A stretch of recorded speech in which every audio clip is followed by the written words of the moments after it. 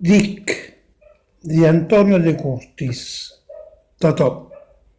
Recita Gennaro Sansone.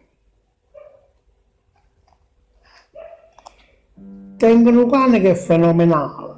Si chiama Dick, lo voglio bene assai. Si perde o l'avesse, non sia mai. Per me sarebbe un lutto nazionale. Mangia cresciuto con manovaglione, con zucchero, biscotti e papparella. L'ha tirato su con il bullocchello e l'ha girato buona educazione. Gnorsimo è grosso, è quasi giovinotto, capisce tutto, non manca la parola, è canerazzo, è una buona scuola, è lupo assaziano, è poliziotto. Che la chiamavo Conte è molto bello, in casa ha stabilito la gerarchia, va bene la mamma, che è la signora mia, e a figli mi sono tratte da fratello. E a me si pensa che lo sono colpato. Se guarda dentro all'occhio, mi capisce.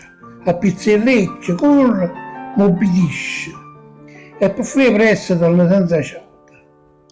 Ogni anno in tale estate va in amore. Se poi contrisce mette un musso sotto. Stanno si è innamorato di una bassotta che non lo sapere, non è in calore. Povero Dick, soffre che maniera, porta purissimo un pietto sul dolore. È cane, sì, ma tiene pure il cuore. E lo sangue rende e vena, la moglie.